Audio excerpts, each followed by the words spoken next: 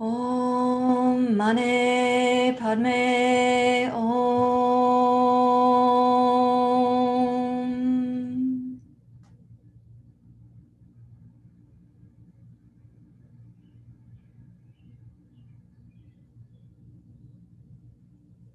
Om Mani Padme Hum.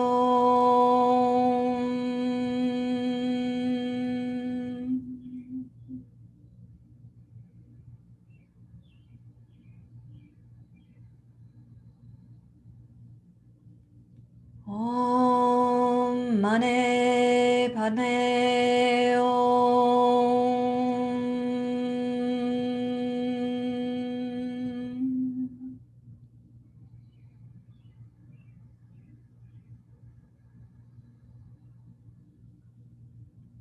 Om Mani Padme Hum.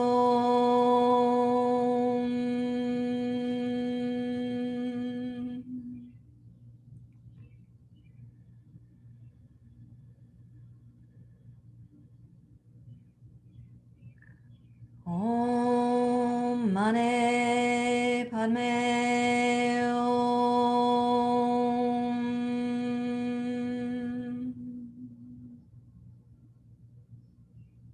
And now listen in silence. You can release the pacing of the breath and sit in the simple echo from the efforts that you were just making.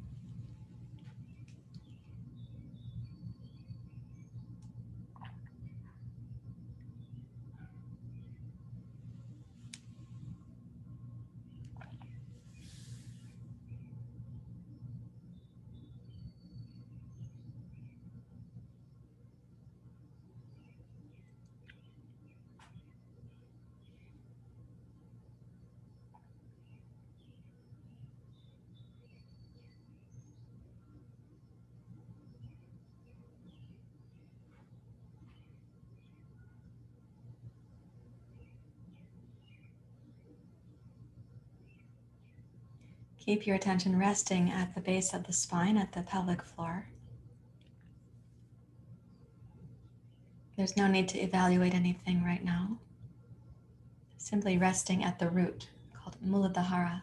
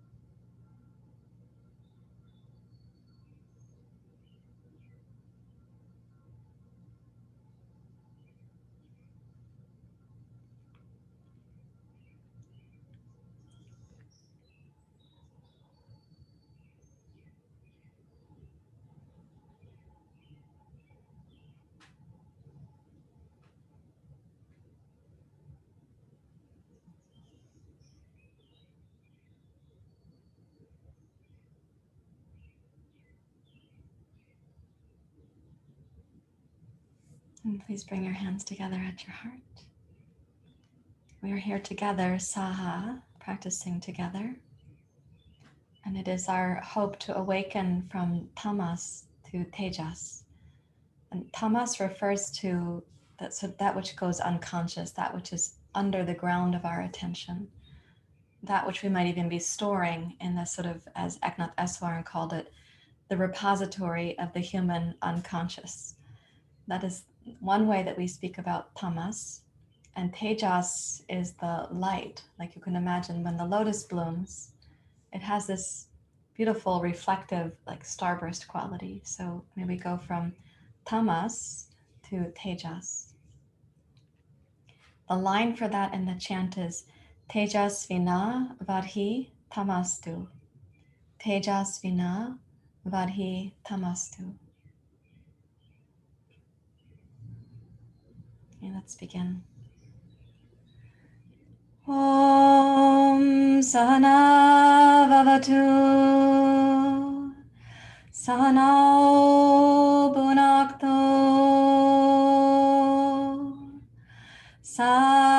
Savidyam Karavavaye Tejasvinavadhitamastu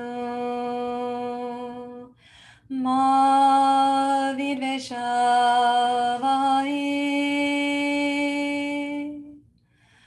Om Sahana Vavatu Sahanao Bhunakto Savidyam Karavavaye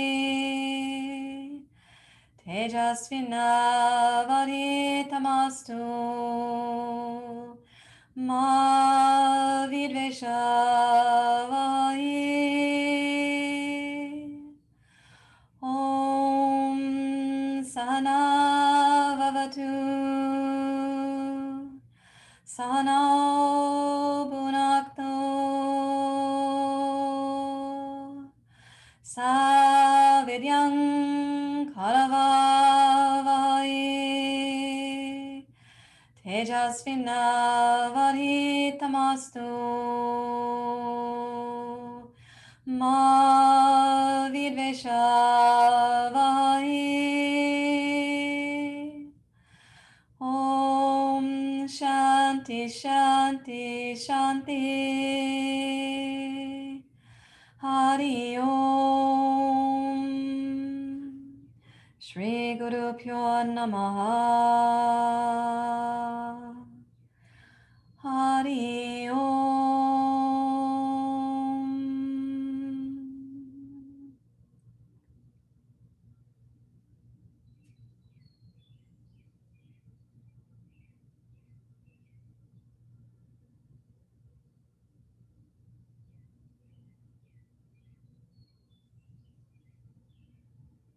You release your hands when you're ready to. And we're going to do our pranayama, the kriya part of pranayama from standing this morning. So please come up to standing.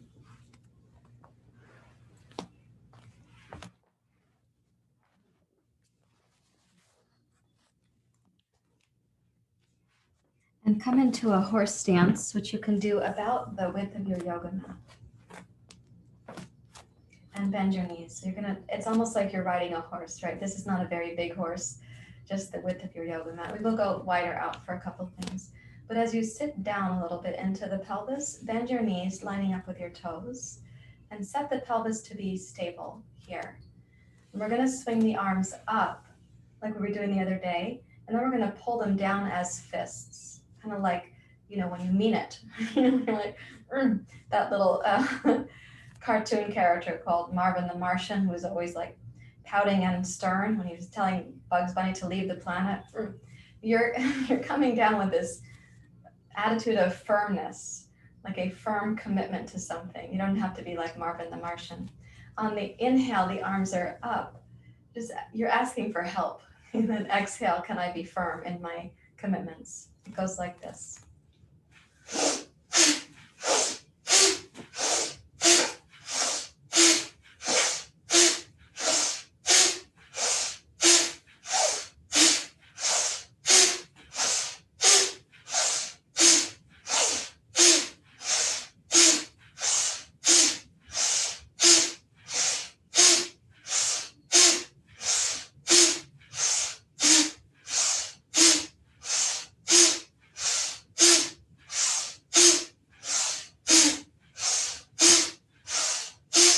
3, 2, 1. Now inhale, go up. And exhale, come down, make the feet parallel and come to a kind of ragdoll forward bend for a few moments. It's okay to bend the knees to make the pose a little more gentle or more grounded. Maybe your hamstrings need the consideration of a slight bend to the knees.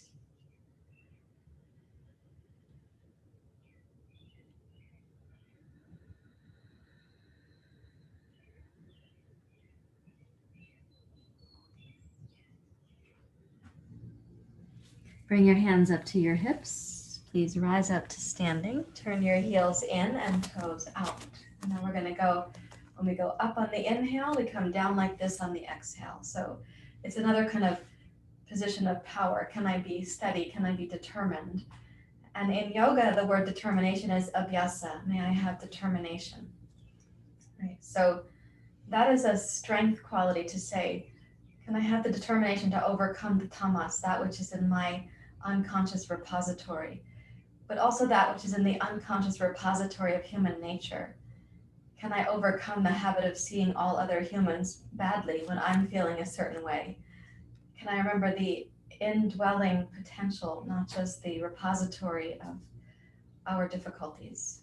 So we go up on the inhale and down on the exhale.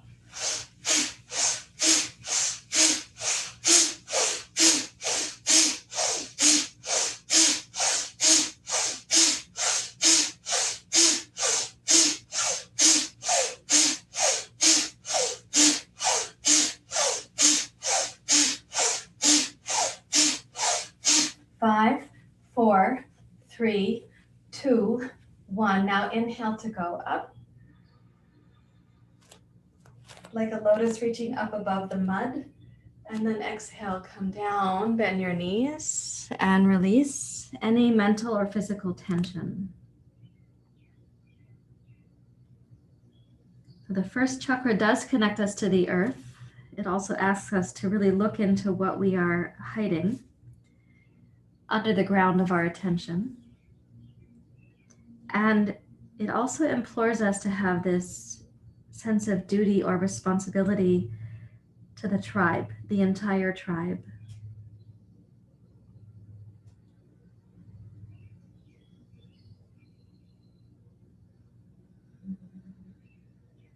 Please shift your hands to your hips. Rise up to standing, and we're going to go heel toe out to the jazz dance warm-up pose. Come on down. Press into your heels, point the toes out in a comfortable angle that your knees can also reflect, so they are working together. Gaze down towards the floor in front of you. Press out through your inner thighs without just hammocking into the pelvis. Right? So there's some tone at the pelvic floor here still.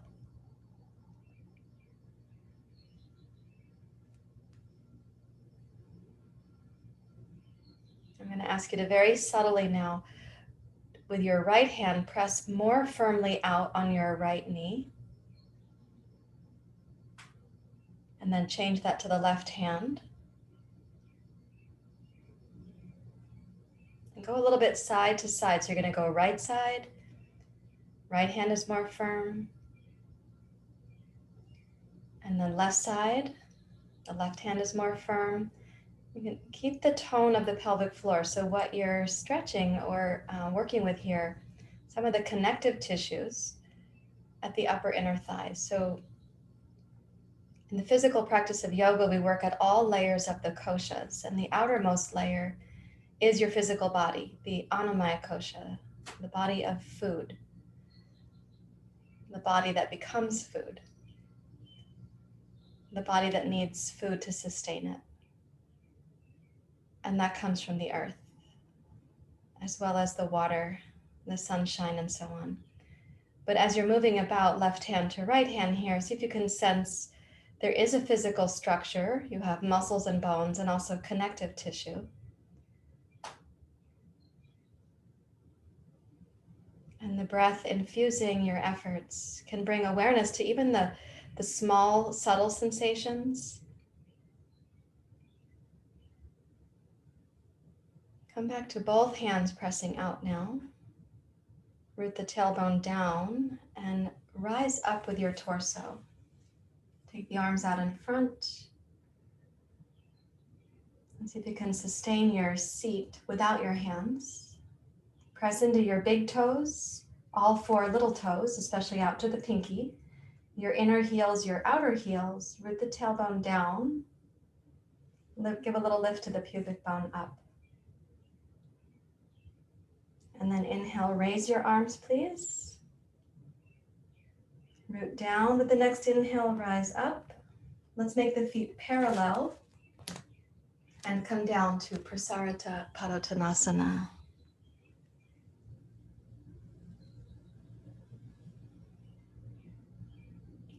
So sometimes in the physical practice of yoga, what we realize is sort of hidden from our daily awareness are some of these places of tightness in the body. So in Prasarita Padottanasana, it's a more restful pose. Let your attention sincerely go in and ask, what am I not seeing about just even the physical life that you're living? What am I not paying attention to? What can I bring up into awareness? You can ask yourself the question. There's no right answer. There's no particularly wrong answer either. In fact, asking the question may be more important than the answer, because the habit of being curious will help to move out into your life at large.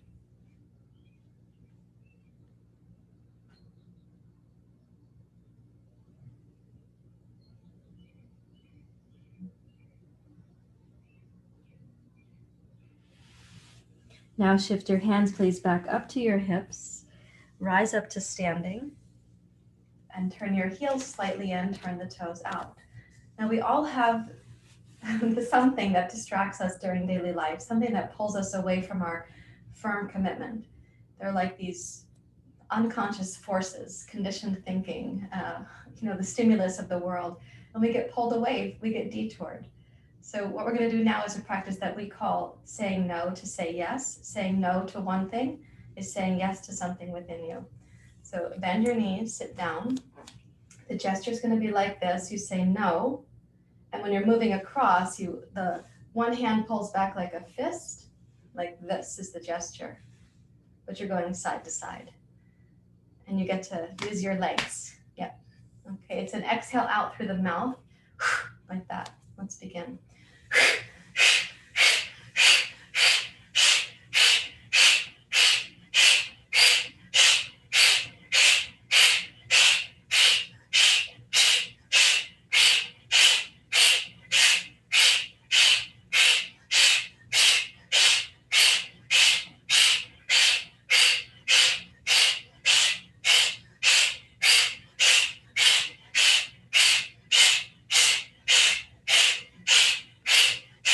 Five, 4, 3, 2, 1. Come to center. Inhale through the nose. Make your feet parallel.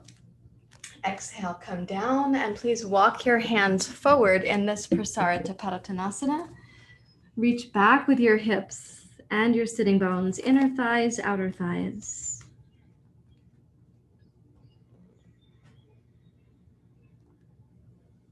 And now return to the ujjayi breath, listening for the subtle sound, only as dynamic as needed for this moment in your yoga practice.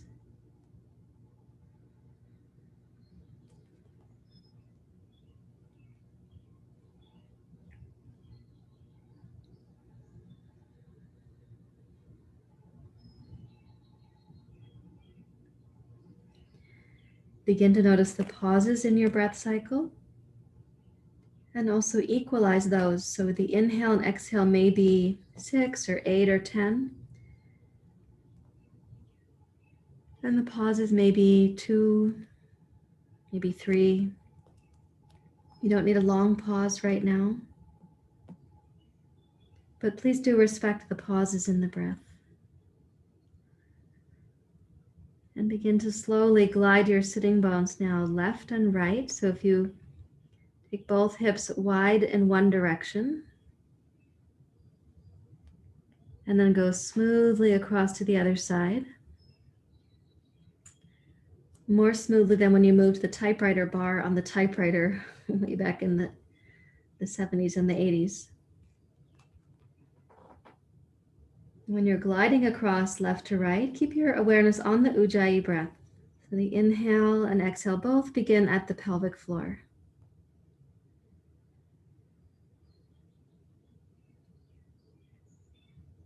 What are you coming to discover in the landscape of your physical body? So in the muscles, in the myofascial system, maybe you even feel into the connective tissues. You can certainly notice the bones gliding left to right. And we don't want to be moving against a sort of bony end range aggressively. with deep respect.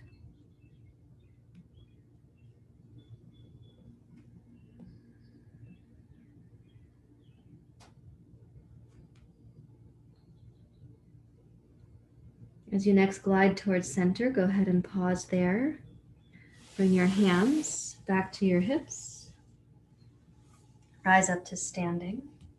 And let's go heel toe into mountain pose. Good morning. Now in your mountain pose, I'd like you to spread out the toes. Yeah. Lift the inner arches and root into your heels. Om Mani Padme Hum.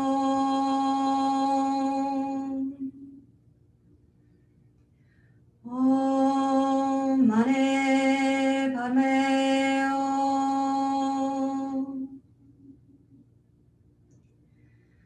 Hum. Om Mani Padme Hum.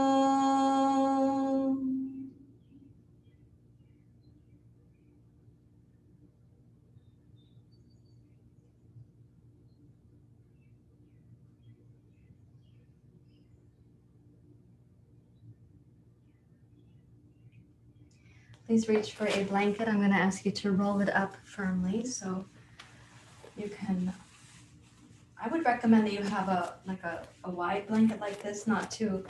Don't take the short side, take the long side and roll it very firmly.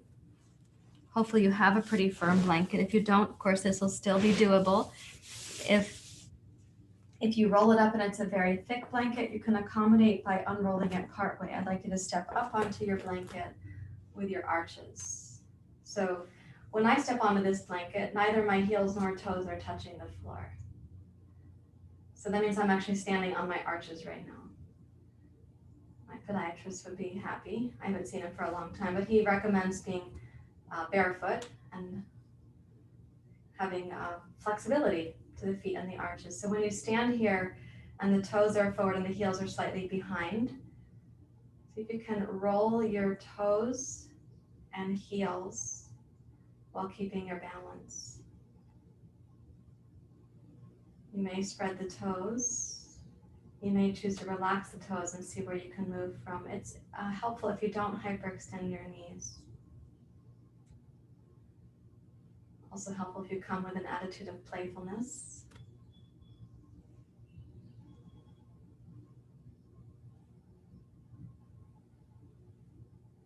Good. All right, let's see what we can do here to find the center point of your arches. And without hyperextending the knees, then the center point of the pelvis and the pelvic floor. And possibly, I would recommend you gaze forward and down and find a spot to look at. And then possibly you can close the eyes without losing your balance on your blanket.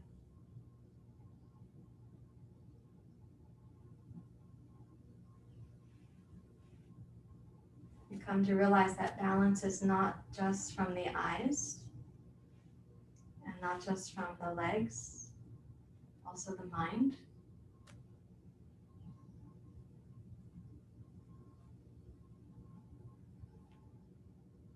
Don't expect yourself to get one static moment that's just like frozen. You probably have little bitty micro movements that you have to keep doing to keep your balance. And I'd like you to briefly open the eyes, bring your toes to the floor, but the heels are lifted like you're wearing a little lift under the heels. Raise the arms up, please, and come down to chair pose.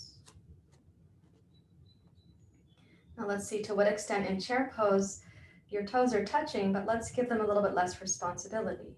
Draw back with your sitting bones and your tailbone and lighten the force of your toes on the floor. Rely a bit more on your arches, calves, hamstrings. Yes, the quads are there, but the hamstrings are helping you too. Sitting bones, pelvic floor.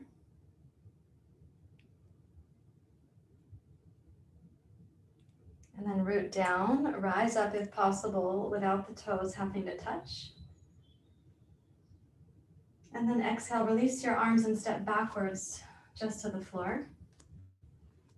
And pause to notice what your arches are experiencing now.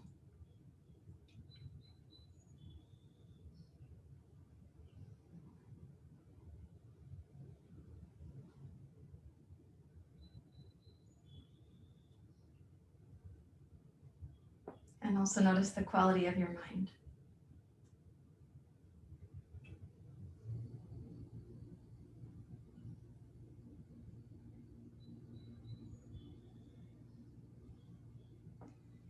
And then we can place this blanket aside, and please take a wide stance for Warrior 2, Virabhadrasana 2. I do have a chair here this morning. I want to show a couple adaptations as needed. So you don't need one unless you have had the question about your knees or your hips. Some of you have let me know that those were your questions. Okay, so with the wide stance, take the left heel, pick it up, turn it slightly out.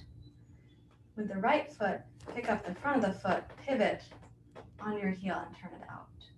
There you go. Good. Bend your right knee. And let's just check that when you come down, your right shin can be vertical. Your knee points in line with your toes. Place your hands at the crease of the hips and thighs where they meet. And ask yourself if the sitting bones are pretty equal to the floor right now. So if you've got one hip high like this, it's possible that you just have to remind yourself to make a slight adjustment. But it's also possible that you're working too hard to try to make the pelvis like this sort of 180 is a myth. It's a yoga myth. So lengthen your right inner thigh towards your knee. But allow the hips to have about the same angle as your back foot. And then level the two sitting bones. You can check that again with your fingers. Good. Okay. Sweep the arms wide. Please gaze to your right.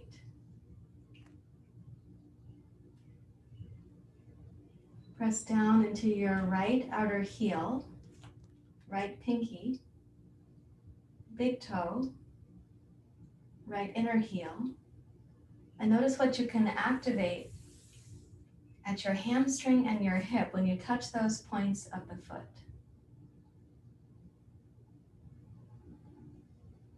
Keep lengthening your right inner thigh towards your right knee.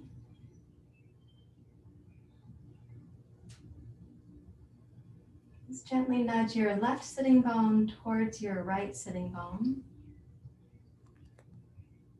And press into the left big toe, flare the other four toes to widen out into the pinky, your inner heel and your outer heel. Turn your palms face up and inhale, raise your arms overhead. You can imagine how the lotus has to reach upwards to come out of the mud. Raise the arms up. Make a slight arc to your left.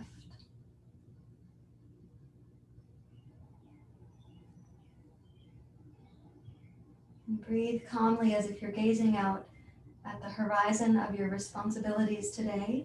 And I don't mean your like sort of household chores, those are likely there, but your duty as a person, as a yoga warrior.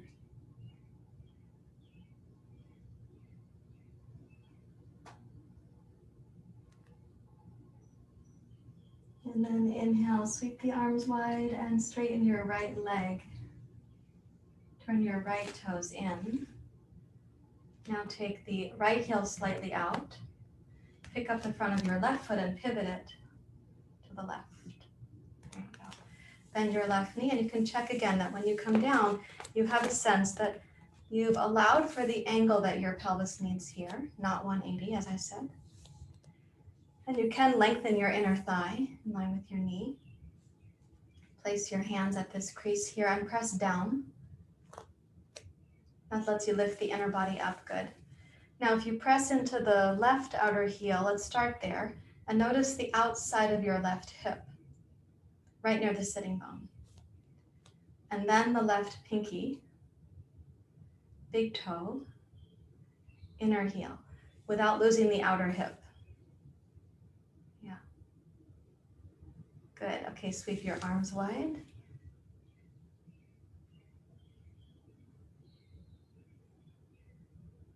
Glide your right sitting bone very slightly towards your left sitting bone. And reach into your right foot with your mind. Also activate the toes. Notice that this physical body, the thing that we're carrying ourselves around in, this is called the sheath, the Annamaya Kosha. Notice that you can have a relationship with even in tiny movements, small sensations. With your pelvis stable, raise your arms up on the inhale.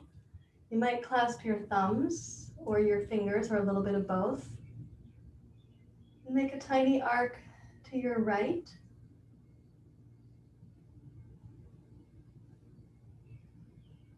Imagine you're gazing out at the horizon of a yoga warrior's duties today.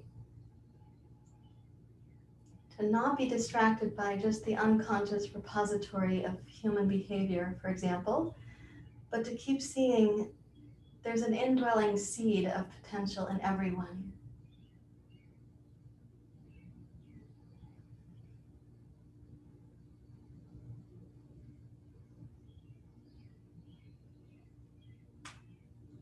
With an inhalation, raise up, sweep the arms wide, straighten your left leg, and bring the left toes in and around. And let's go heel toe, heel toe, heel toe, into center. Take a stance in mountain pose again.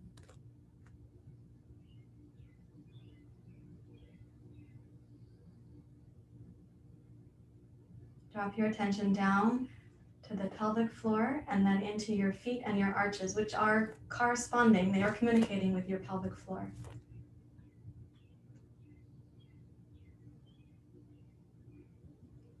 Om Mani Padme Hum. Om Mani Padme Hum. Om Mani Padme Hum.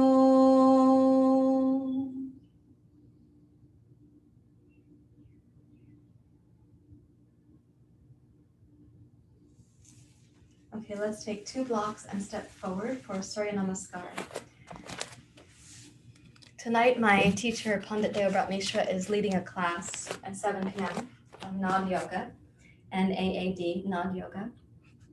And we'll ask him the question that I have that I can't answer myself right now. There are different deities in yoga, different gods and goddesses. And there is a Buddha who I understand, and I'm just forgetting because I still have a brain injury, I still have amnesia, and it comes and goes. But there is this Buddha who, when they walk on the earth, lotus flowers are blooming from their footsteps. So every step that they take, little lotus flowers blooming there and there and there. So you can imagine this, all these deities and qualities, the gods and goddesses, they represent aspects of you. They represent your inner capacity. So you can imagine in this sun salutation, like you place your foot, you place your hand, you place your knee, maybe a little lotus flower blooms right there. Okay, so join your hands together in mountain pose.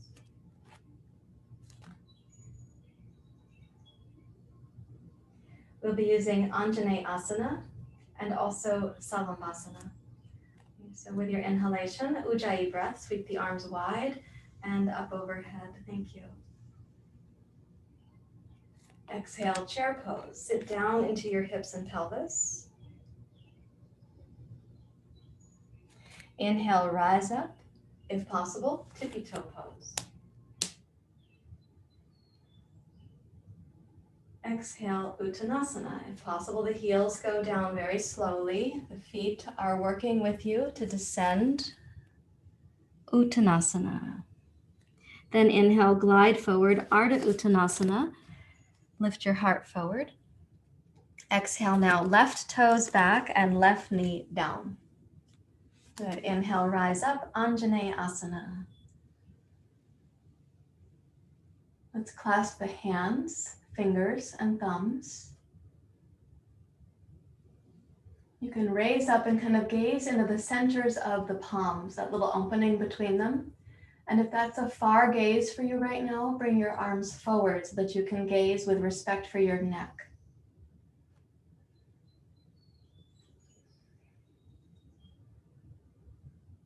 And then exhale, sweep the arms wide and touch both blocks firmly.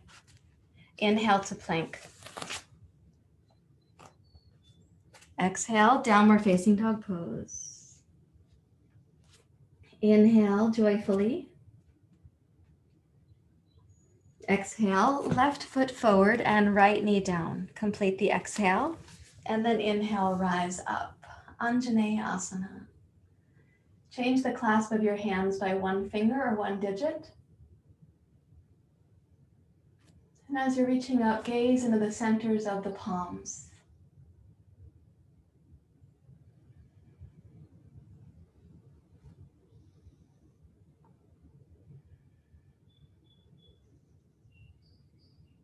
And exhale, arms wide. Touch both blocks firmly, please.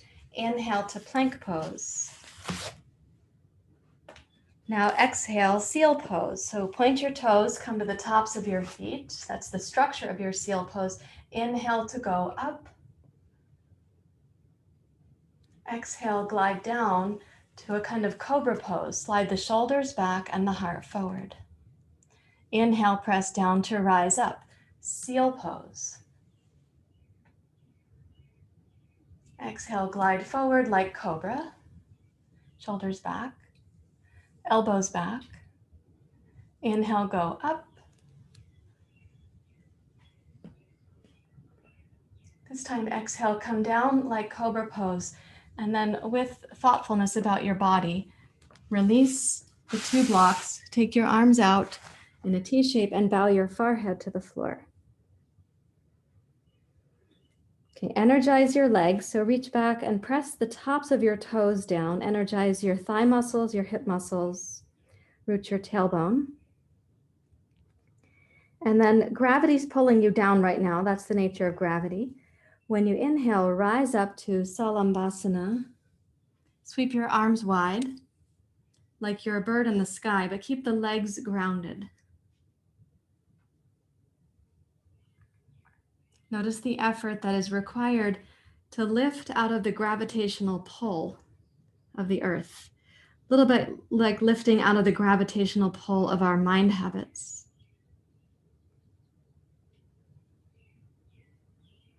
When you exhale, return your palms to the floor. Let's place them under the shoulders, please. Curl your toes under. Inhale up to plank pose. And then exhale, reach backwards. Downward facing dog pose.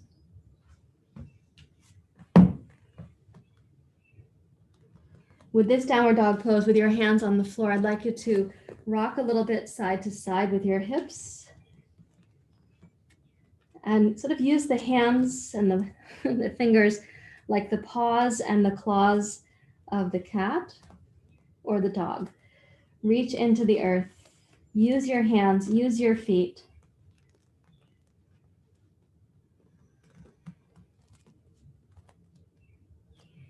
You can start to sense that which might bloom from your practice, from your efforts, your dedication.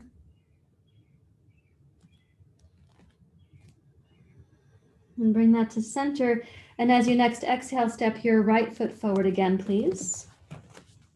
Touch the left knee down. And inhale, rise up, anjaneyasana. Yes, beautiful. Hook your thumbs and your fingers. Gaze up.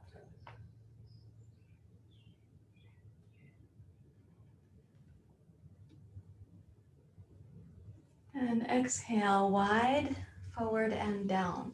Okay, let's try this. Inhale, step to plank pose. Exhale, chaturanga. Point your toes. Inhale, low cobra. Exhale, pranam. Bow your heart and then your forehead. Inhale, high cobra. Stretch the belly. Exhale, low cobra and pranam. Come all the way down. Inhale, seal pose, rising up with straight arms. Exhale, high cobra, low cobra, pranam. Inhale, upward facing dog pose, straight arms and the knees come off the floor. Exhale, plank pose. And then inhale, reach back, downward facing dog pose. Exhale, your left foot forward between your hands. Touch your right knee down. Anjaneyasana. Last one. And hook the thumbs. Fingers can clasp if you like, and gaze up to the spot between the centers of your palms.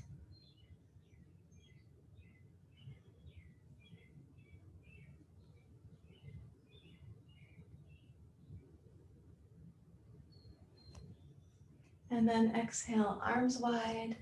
Come slowly forward and down. This time we're going to step forward. So inhale, bring your right foot up to meet your left. Bring your heart forward. And exhale for a deep bow towards your legs. Inhale to rise, upward hands. Exhale, hands to your heart.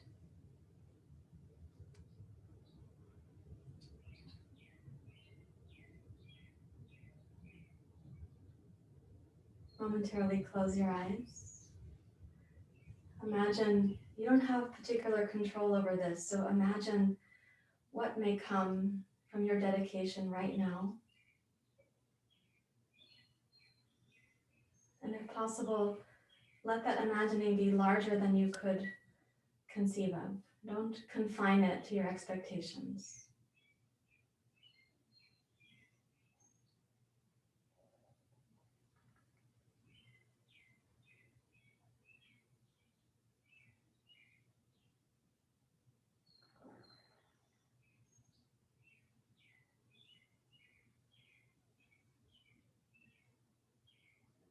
You release your hands, and this is where you are either going to sit in a chair with a couple of blocks or you're going to sit on a couple of blocks. So if you're going to sit on a couple of blocks, I'm going to ask you to place them like this. If you're going to sit on a chair, sit on the chair with the blocks over here for your right foot. Okay. You could also put that in closer to be right under your right foot like this. And so if you're kneeling on the two blocks, this is called Vajrasana, and you can kneel with the two blocks stacked flat. You could also decide to kneel on one block flat or one block medium. It's up to you.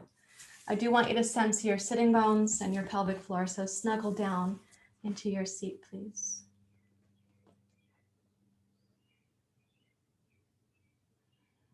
If you're sitting in the chair right now, it's just basically sitting.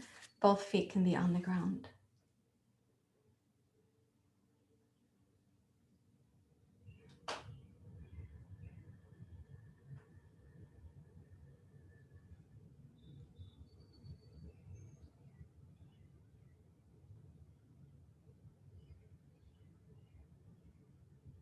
Okay, let's bring the right knee up to the chest. It's called, that when you place your foot like this, we call it a kind of Marichyasana or Matsyendrasana position, because both of those sages apparently, they had poses named after them, and it includes having your knee up near your chest. I can't tell you more about that, but my friend Mark Singleton could tell you about it. He's the author of the book Yoga Body and another book as well, The Roots of Yoga. Okay, so here we're going to be twisting to the right. So if you've placed your right foot up on the blocks, I want your knee to be high enough to influence your chest and your heart, but I also want us to be able to come forward and down. And so if you see, I have to lean my knee out to the side. So instead, I'm going to suggest that you walk your right foot, your right shin and your right knee to the right, same with the two blocks, and come forward. And ask yourself, what would be required to keep your right sitting bone on the chair or the block? And maybe the first thing that's required, might be the only thing, is your attention or your concentration.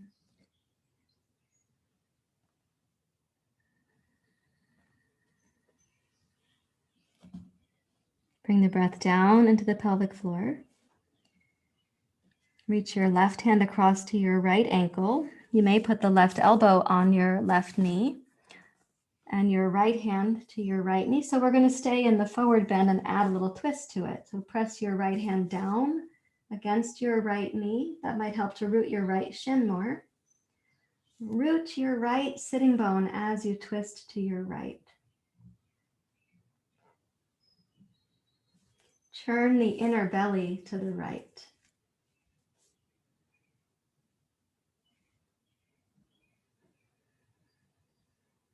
Notice the Annamaya Kosha, the physical body, may be giving you lots of interesting signals right now. Sensations, little highlights. You recognize there's places where you've been holding tension, or places where your mobility might be limited, and places where there could be some capacity that you didn't expect.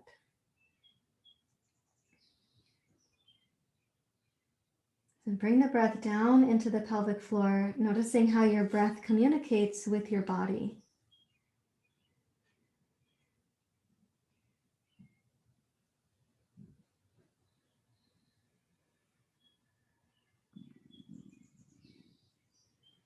And then glide back up to sitting. And bring your right foot down, right knee down. We'll change sides. Okay, again, both sitting bones can be there. And we're going to go forward, so you might want to walk your left foot and shin out to the left.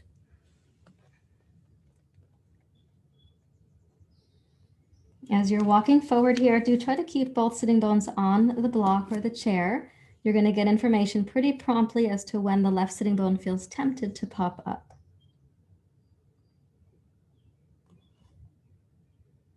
Listen to how your breath communicates with your body here. Like, what is the pace of your inhale? And if it had a certain tone or attitude, what might that be?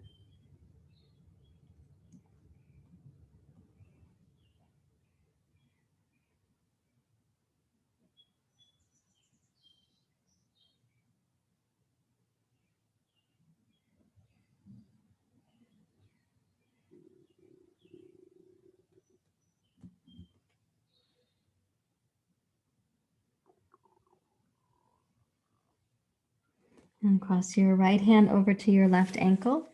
Place your right elbow perhaps on your right knee. Take your left hand up to your left knee and add a twist to your left.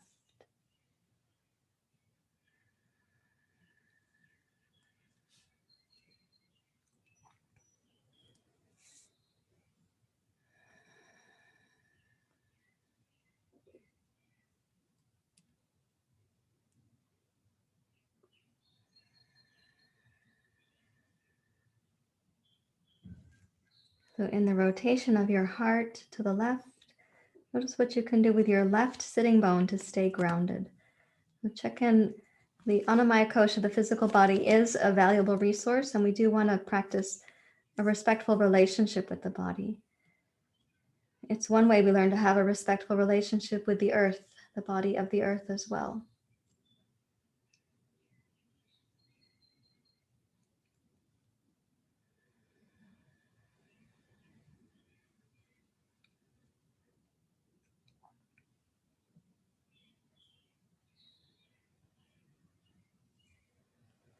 And then please rise up to sitting and come to Virasana if you're sitting on a block, or simple sitting if you're sitting in a chair.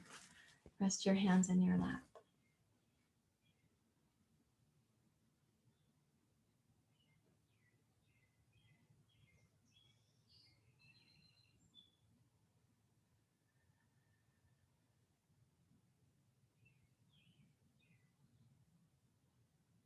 Let's observe for a few moments more the echo of the twisting practice. Observe that echo through the body, but also drop your attention down to see what is the echo at the pelvic floor.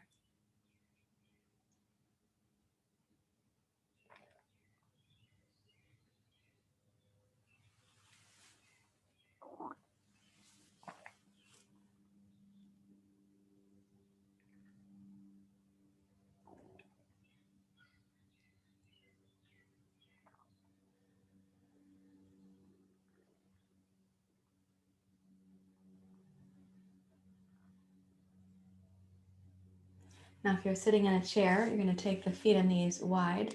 So they're pointing out a little bit like when we did horse stance earlier. If you're sitting on a block, please come to Baddha Konasana. And for everybody then, I'd like you to come forward. So if you're on a chair, you're going to walk your torso forward and perhaps your hands will reach the floor, or you can put some blocks down for your hands. If you're in Baddha Konasana on a block, you can walk forward. One block is likely more stable than two. Putting the block on the medium setting would be unstable, so that's not recommended. Press out through the inner thighs.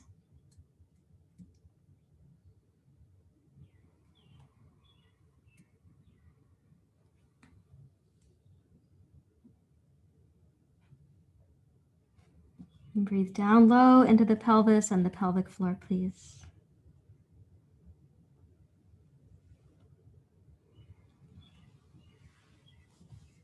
You can gently place your hands against the insides of your ankles, whether you're in Baddha Konasana or sitting in the chair. Place your elbows against the inner edge of the legs and give a little pressure out.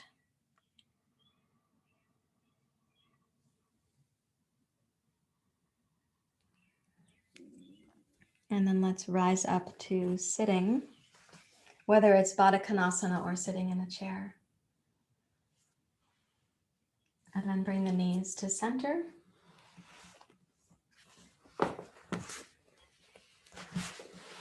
Place aside that which you don't need for Shavasana and meditation.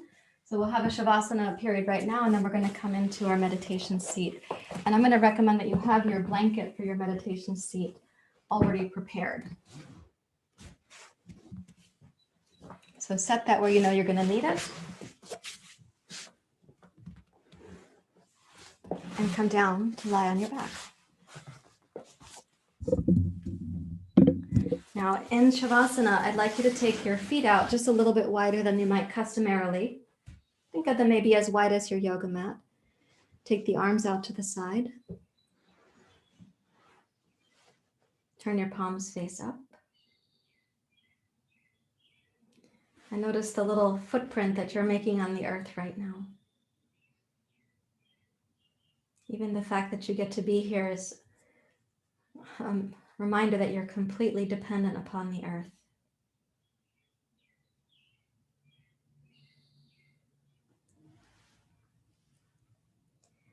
So having had this physical practice right now, sense the earth holding you.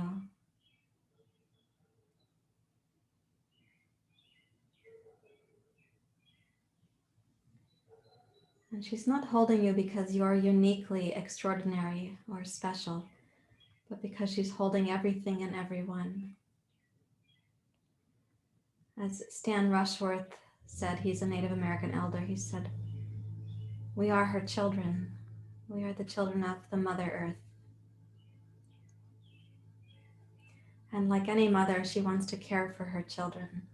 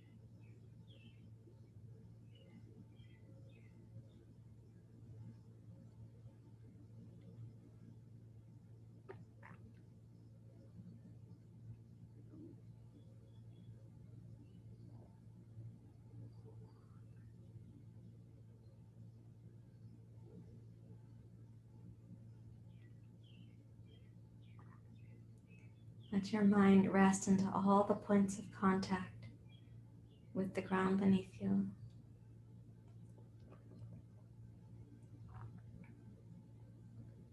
This is a way to prevent your mind from wandering about or daydreaming, planning or reviewing.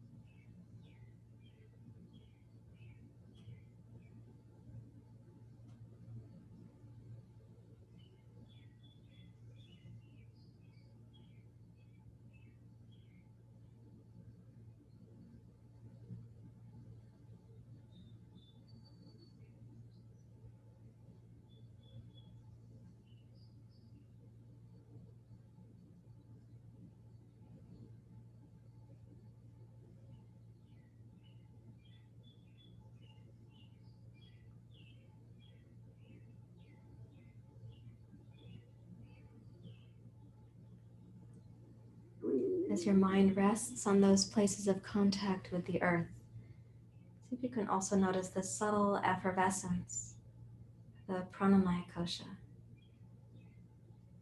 the subtle kind of effervescence.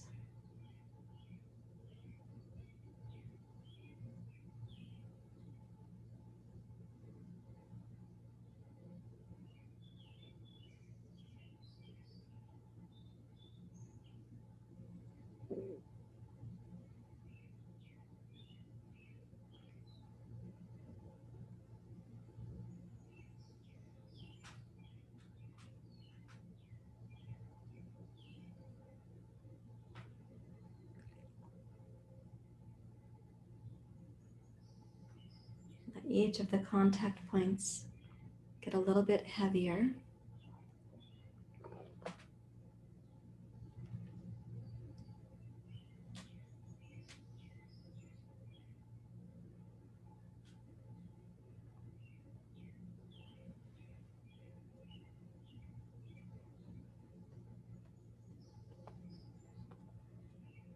Notice the subtle effervescence again.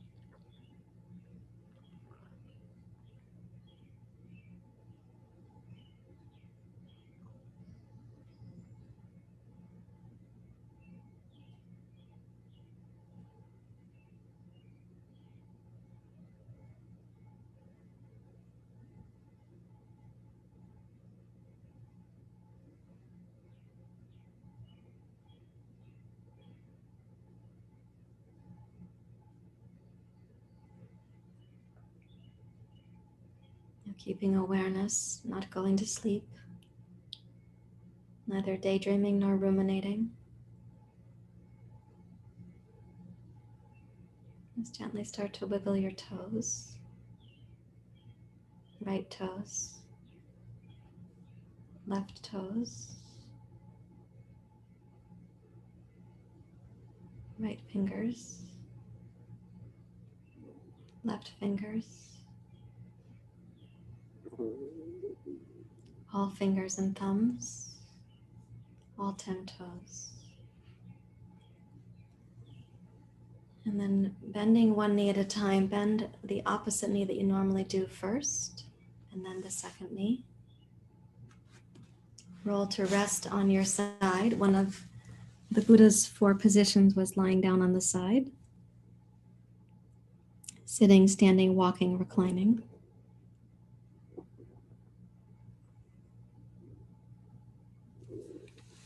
And press yourself up. Bring your blanket in or your support for meditation. You can sit in Sukhasana, Virasana, Siddhasana, Padmasana. You can choose a seat that's going to be supportive and not distracting. Rest one hand in the palm of the other, like this. Let's drop the attention down into the Muladhara, into the root.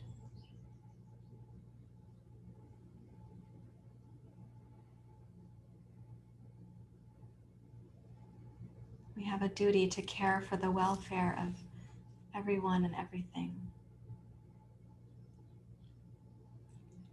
including ourselves. A duty to care for our own welfare just enough that we are stable. We have determination. We're less likely to succumb to the unconscious repository of tamas.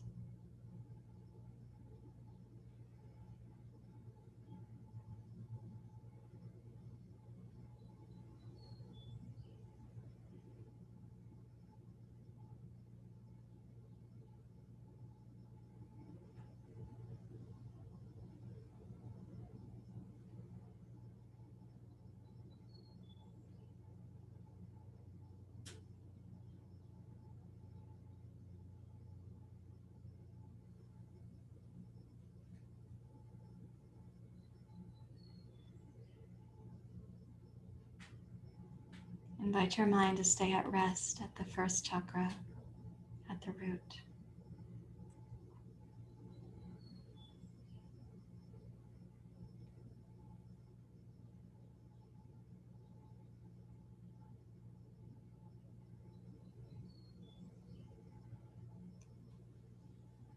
Om Mani Padme Hum. Mani Padme Hum. Mani Padme Om Mani Padme Om Mani Padme Om Mani Padme Om.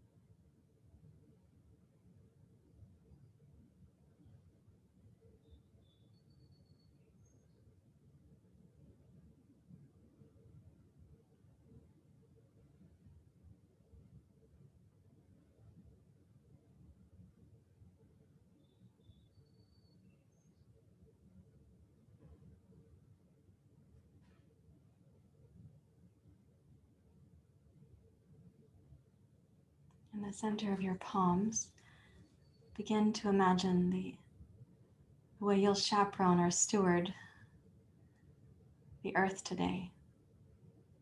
How you will be a wise steward of what she needs. And how you may succumb less often to seeing others in the unconscious repository or succumbing to your own tamas.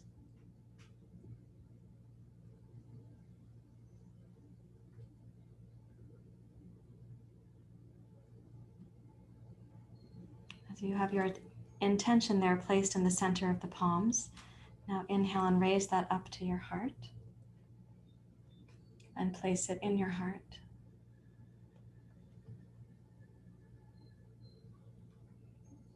Place it in the centers of the palms in Anjali Mudra. Imagine everyone else is doing the same right now. And then you place it in your mind, bowing the head to the heart. Place it in your vision. Bring it back to the heart. Open your eyes. Then you make it as an offering to others. If you're on the grid view for your yoga community, you can see everyone is making an offering. You can also receive those offerings now, the inspiration of others, and place those back in Anjali Mudra and into your heart and down into your little bowl of intention, this little meditation bowl.